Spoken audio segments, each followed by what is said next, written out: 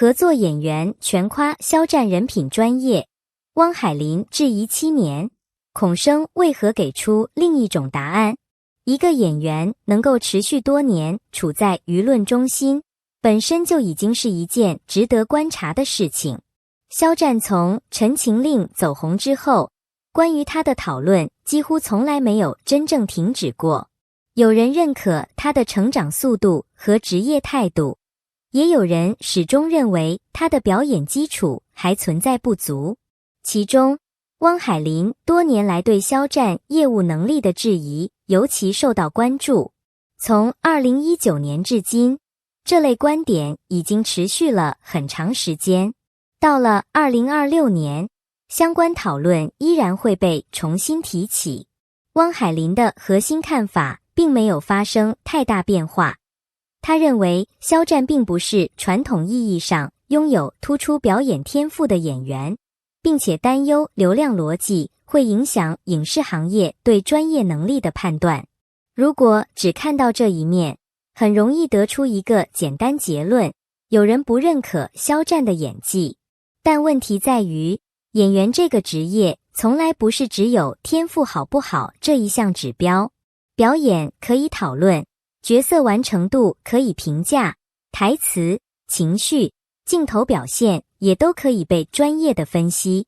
然而，一个演员在片场是什么状态，如何对待工作人员，是否愿意接受导演要求，面对高强度拍摄时能不能坚持，这些同样属于职业评价的一部分。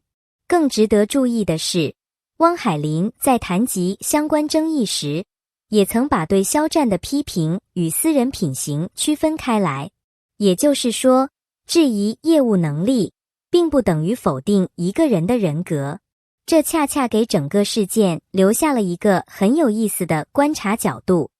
如果一个演员的专业表现存在争议，那么多年合作下来，他在行业里的真实口碑又会是什么样？这些年，关于肖战片场表现的各种故事在网络上流传不少。有些内容把他描述成非常细心的合作伙伴，有些故事则强调他没有明星架子，还有一些所谓工作人员爆料，甚至出现了亲自给剧组做饭、主动照顾工作人员等细节。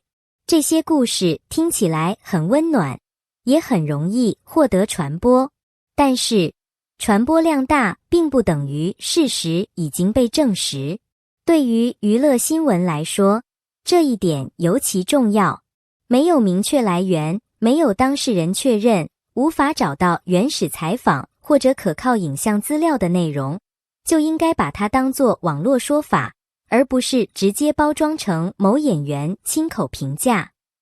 这样既是对观众负责，也是对当事人负责。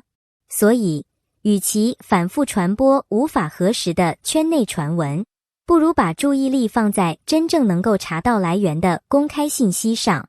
从公开资料来看，肖战这些年确实与许多导演、演员以及影视团队合作过。不同作品的评价当然存在差异，但至少从公开舆论中可以看到，他的职业道路并没有因为某些长期争议而停止。更重要的是，肖战本人面对持续多年的质疑，公开回应并不算多，他仍然通过作品、角色和后续工作来建立自己的职业轨迹。这并不能证明所有批评都是错误的，同样也不能证明所有赞美都是真实的。它真正说明的是，面对一个争议人物，我们应该把可验证的信息和网络情绪分开。一个演员究竟有没有进步，最终还是应该让作品说话。如果说网络上的各种传闻很难作为判断依据，那么导演在公开场合对演员的评价显然更具有参考价值。孔生就是其中一个值得关注的人物。在筹备《德贤景致》的过程中，肖战成为主演之一，外界曾经产生过不少讨论。原因很简单，孔生在影视行业中以对作品要求严格而受到关注，因此很多观众自然会好奇，一位并不以追逐流量为创作核心的导演会如何看待肖战这样的演员。而孔生早期的态度其实并不是简单的无条件认可。他曾谈到，最开始觉得肖战长得太突出，因为电影中的人物是普通的小人物形象，演员外形过于醒目，可能会影响观众进入故事。这句话反而显得很真实，因为真正的合作关系并不应该只有夸奖。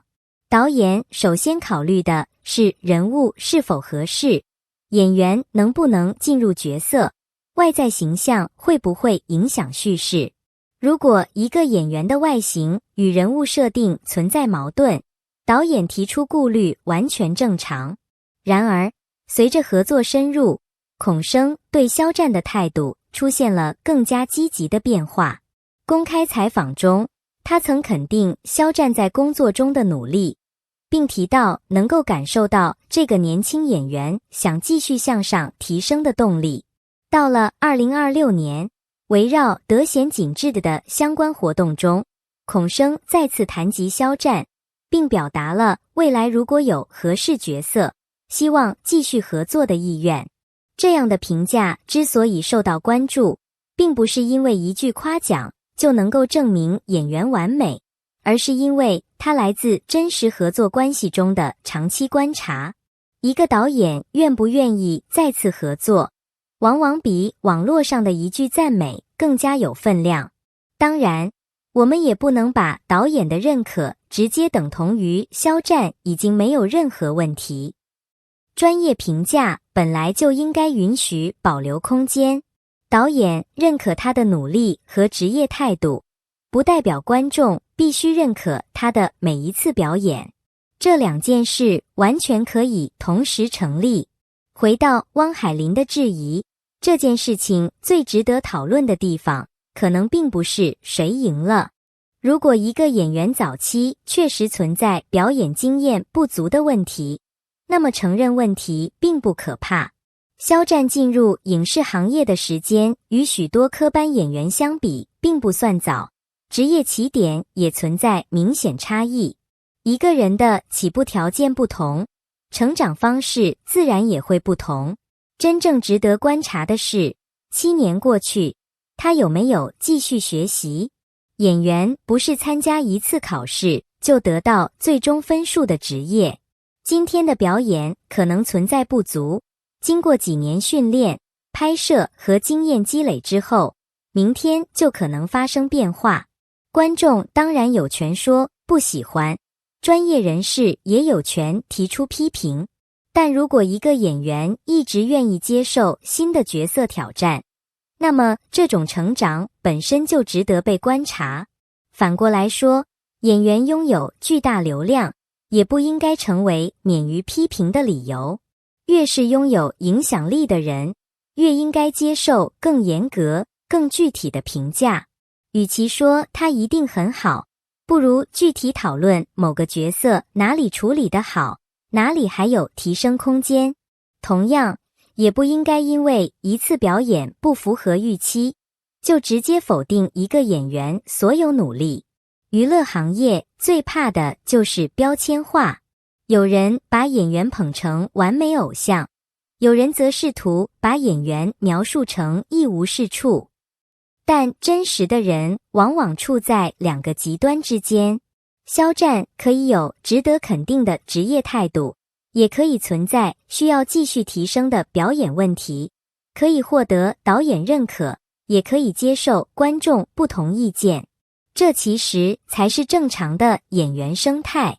如果行业真正希望进步，就应该鼓励这种更理性的讨论，批评作品，而不是攻击人格，分析表演，而不是制造谣言，尊重事实，而不是让情绪代替证据。7年对于一个演员来说并不短。7年前，很多人讨论的是肖战能不能走得更远。几年之后，讨论的已经变成他能够走到什么位置，还能不能继续突破。这其中最有意思的地方就在于，舆论可以每天变化，但作品会留下痕迹。如果一个演员只依赖热度，那么当热度下降之后，他的职业生命自然会受到影响。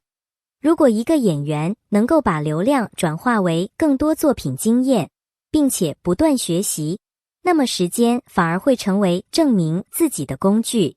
因此，与其纠结汪海林到底有没有说错，不如继续观察肖战未来的角色。